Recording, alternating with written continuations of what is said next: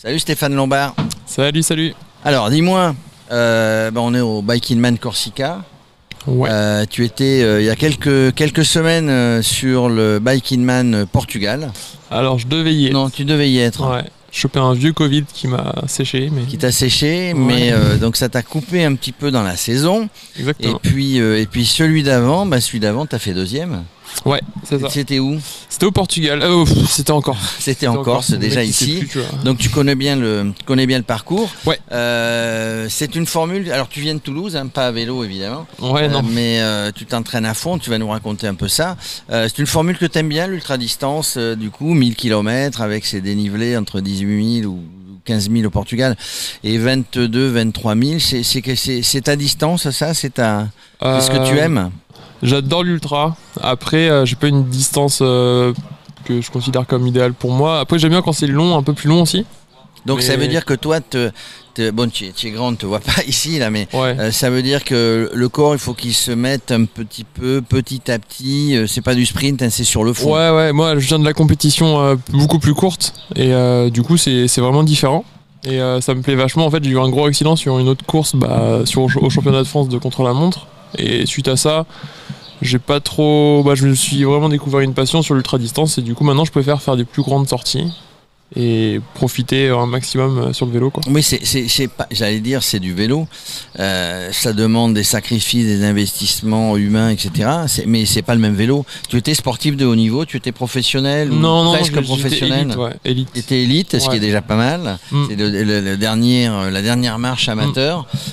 C'est un autre vélo, c'est une autre façon de se préparer, de penser. Ouais, complètement. Et puis, moi, ce que j'ai pas spécialement ce qui me dérange un peu sur les courses de vélo, on va dire courtes, c'est que sur un week-end, par exemple, on part le vendredi. Le vendredi, on fait que du camion. Après, le samedi, on fait 1 heure de vélo.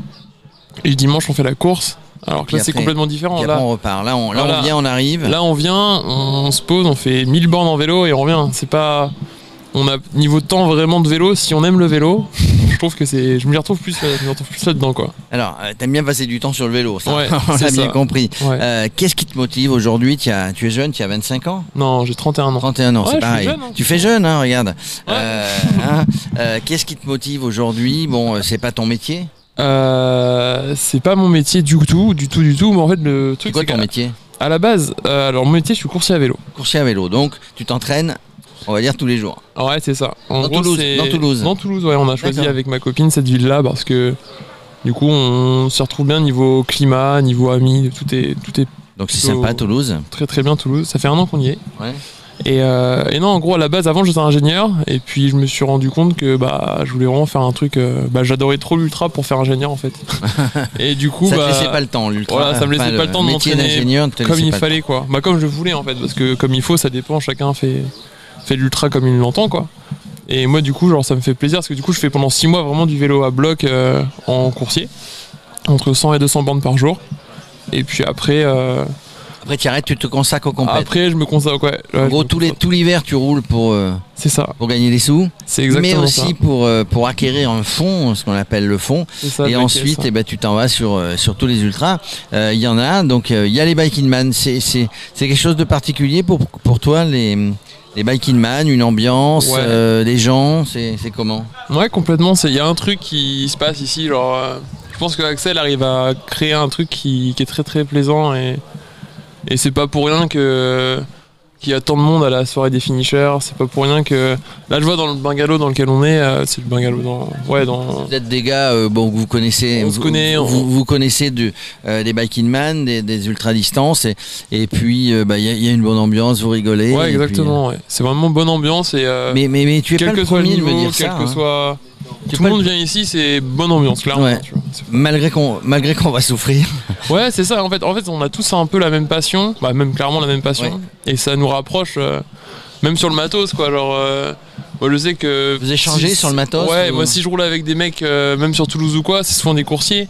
Et au final, les gars, ils ont des vélos qui font 7 kilos et toi, t'arrives avec tes sacoches, ils comprennent pas trop. Là, ici, tous les mecs ici, ils sont tous, on est tous sur le même truc. Vous comprenez entre vous. Ouais, on se comprend exactement. Alors, tu sais, le vélo le plus léger, je sais pas si c'est le tien, c'est 9 kilos et des poussières.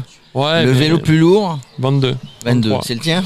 Non, en vrai, pour moi, le plus important, c'est le poids du vélo nu, quoi. Ouais. En gros, le poids du vélo nu doit être léger, quoi. Le vélo doit peser entre 7 et 8 kilos, on va dire.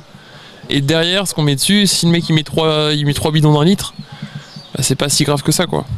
Bon, je me dis, en fait, c'est 3 litres d'eau, mais c'est 3 litres. Si le mec il a besoin de boire énormément et qu'il s'arrêtera jamais dans des cimetières, il faut qu'il remplisse. C'est ça, en fait. Les bidons. Parce que le mec qui a 1 litre 5 sur le vélo, s'il s'arrête toutes les heures pour remplir ses 2 bidons, c'est pas hyper rentable, quoi. Il reste toujours à 1 litre 5. Donc, il reste toujours à 1,5 kg. C'est ça, au maximum. Et en termes de... Est-ce que vous échangez? Comment tu fais? Toi, il y en a qui dorment, il y en a qui dorment pas, il y en a qui dorment moins. Il y en a qui chargent, en plus de tout ce qui est sécurité, il y en a qui chargent le vélo de nourriture. Il y en a qui s'arrêtent sur le bord de la route, au spa ou je ne sais quoi. Donc il y a toutes les idées, il y a toutes les techniques. Alors moi, clairement sur ça, j'ai beaucoup réfléchi à ce qui me convenait, quoi.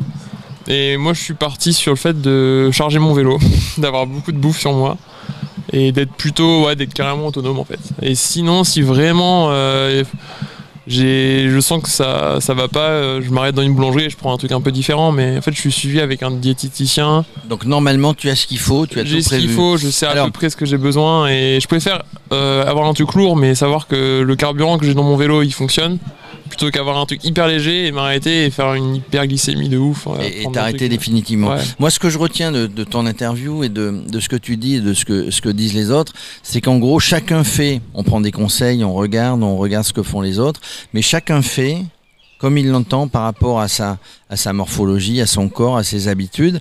Parce que le vrai truc en ultra-distance, et donc le Biking Man Origin en particulier, c'est d'essayer de copier, d'essayer de suivre quelqu'un et de sortir complètement de sa ligne, on va dire. Ouais, complètement. En gros, c'est aussi, il faut sortir de sa ligne, il faut avoir un truc qui est personnel, quoi. On a tous... Il y a un mec, par exemple, qui va dire le mieux, c'est des pneus de 35 sur le Biking Man de Corse, il faut que ça. Et puis avec Clément, l'année dernière, on l'a fait avec des pneus de 25, quoi. Donc, il n'y a pas de vérité. Il n'y a pas de vérité, en fait. Chaque personne est unique, chaque vélo est unique, et chaque personne a sa notion aussi d'ultra-distance. Il y a des mecs qui vont avoir comme objectif de le faire en 5 jours, d'autres en 2 ou 3 jours. Oui, bah celui qui ne peut le faire qu'en 5 jours, faut pas qu'il suive le rythme de celui qui a décidé de le faire en 2 jours. Faut pas non plus qu'il ait peut-être le même vélo, parce qu'au final, peut-être que ça lui sert à rien. Peut-être que lui, s'il va faire un arrêt boulangerie, il a pas besoin d'avoir un vélo si lourd que ça, par exemple. Ouais, c'est ça. Bon, bah écoute, ton objectif là, deuxième, hein, donc au Portugal. Non, en Corse, il y a un... En Corse l'année dernière, au Portugal, tu as pas été, il y avait le Covid. Deuxième en Corse ici, avec un beau parcours, que tu vas refaire avec plaisir. Ouais, et c'est exactement le même. Ça qui est pas mal, c'est que là, pour le coup, j'ai un petit avantage. Pas sur tout le monde, parce qu'il y en a pas mal qui sont revenus. Ouais, c'est que je connais le parcours et... Enfin, tu connais aussi ceux qui ont de l'ambition et qui viennent ici. Ouais, je connais aussi les gars qui courent. Mais ouais, donc du coup, je connais bien le truc. Donc l'ambition, on va pas dire un classement, l'ambition c'est de terminer, de se faire plaisir, c'est de finir pas blessé, de se faire plaisir et d'être le plus près possible. C'est ça, en fait, réussir à me dépasser. En gros, c'est essayer de me dépasser sans me blesser, quoi. Voilà. C'est toujours parce qu'en fait, j'ai un objectif de saison, c'est la TCR, et il n'y a que ça dans ma tête.